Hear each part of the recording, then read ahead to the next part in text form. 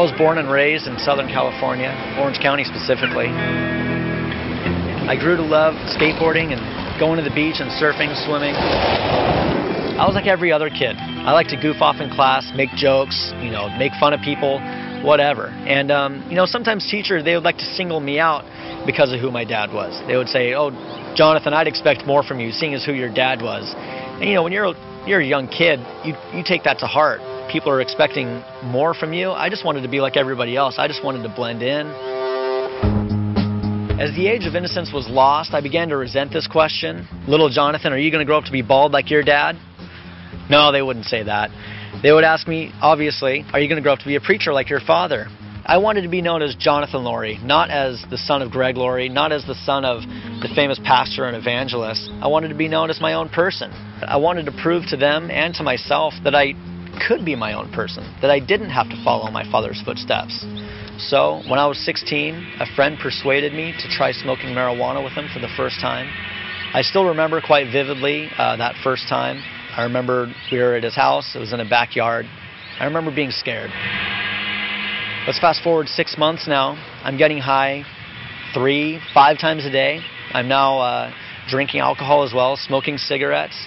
And actually, right here, this is kind of like my old stomping grounds where we're at right now in Laguna Beach. I spent a lot of time here. As I continued to live this lifestyle of smoking marijuana and living at home with my parents, I found myself living a double life. I was lying to everybody. See, the very thing I was running from, my friends were identifying me that at parties I would go to. They like to introduce me as, "Hey, do you know who this guy's dad is? Have you heard of the Harvest Crusades? That's his dad. Have you heard of Greg Laurie? That's his dad, Have you seen the picture of the guy off the 55 freeway? His head's about 13 feet tall. Yeah, that's his dad. Right on." That's what I got to be known as. The very thing I was running from, I was now identified as. I think there's some humor in that on God's part. Successfully lied to my parents for about a year. When I was 17, I was in a parking lot down in Newport with a couple friends. We were standing around my car in a parking lot at like 11 o'clock at night. It was a Friday night, and we were smoking pot. That's a real smart place to do illicit things, right? Well, sure enough, a cop car rolls up. He busts us. I get arrested. I get a possession for marijuana, and, my parents had no idea. I had to come and tell them point blank what I had been up to for the past year and a half or so now. It was tough. So as a result, they put me on restriction. They took away my car, my friends, no surfing, no going outside, no skateboarding, nothing. Just mom and dad time. But before I told them, I told my brother Christopher. I told him what had happened. He prayed for me.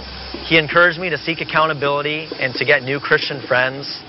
He told me of his own problems of drug use and lies. He said that it was a lifestyle of temporary fulfillment and it was empty. So after a few months of being grounded, I started to get some privileges back. I earned some trust. And what did I do? I immediately went back to those old friends and I got back right where I left off. I was back to smoking pot more than ever. I was viewing pornography regularly. I was partying all the time. I was drinking underage, whatever. Whatever was around, I would do it. Looking back, I can really only think one thing, and that's that God had grace on me. Because there was people right alongside me doing the exact same things. I knew guys that got DUIs, got STDs, got girls pregnant, knew girls that got abortions. I knew guys that got felonies, that got arrested, that are in jail. I had a friend, he was a close friend of mine. Before he went to sleep one night, he ingested a lethal amount of heroin and died in his sleep. Another friend of mine attempted to commit suicide. This was supposed to be fun. For 6 years, I lived this life of deceit and lies and the continual ignorance of the gospel. As a result, I became increasingly isolated, lonely, depressed. I was isolated because I didn't fit in with either crowd. I had too much of the world to be happy in the church, and I had too much of the church to be happy in the world. Some nights after partying, I'd be driving home and I'd look over my passenger seat and I'd see the bag of drugs sitting next to me. I decided I'd want to quit. I did this a number of times. I'd be driving home, I'd roll my window down, I'd grab that baggie and I'd fling it out the window. I'd go to bed that night feeling pretty good about myself, thinking, hey, I'm quitting. Starting tomorrow, I'm going to be clean. And I'd go to bed feeling pretty good. And that next morning, I'd wake up, I'd get in my car, I'd go find the spot that I threw that baggie out.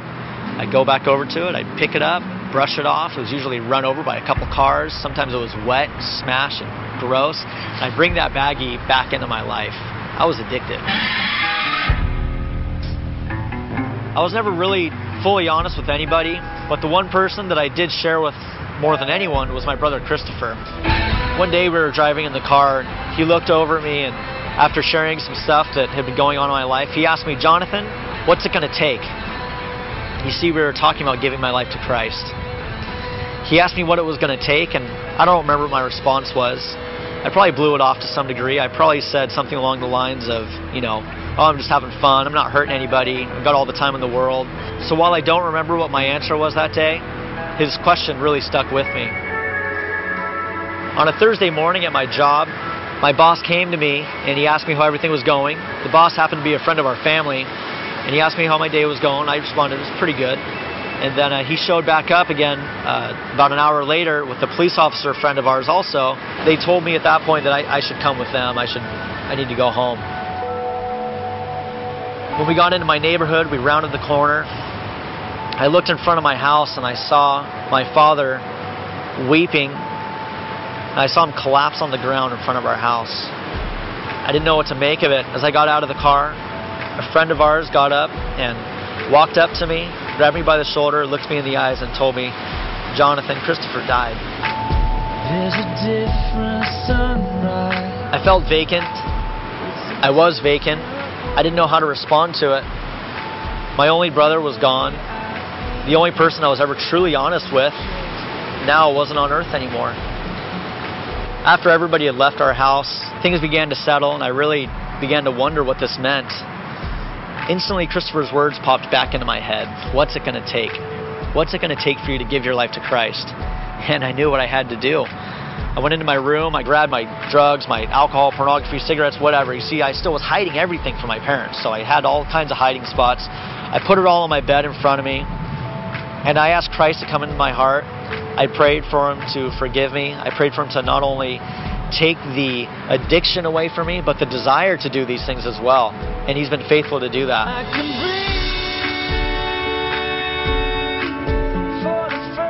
If you had told me 6 years ago that I would be on video sharing my testimony, I would be married, I'd have 2 children, and another one on the way, I probably would have laughed in your face. But that's what the Lord can do. He can change anybody if you just give Him an open heart. You see, I gave my life to Christ not because people wanted me to or didn't want me to. I did it because I wanted the hope of heaven. I wanted the hope of seeing my brother again. I wanted the hope of being reunited with family and friends. I wanted to see Jesus face to face. As Christians, we have the hope of heaven, not the hope of a life without sadness. See, God can use these things to bring us closer to Him. Hey, to God be the glory.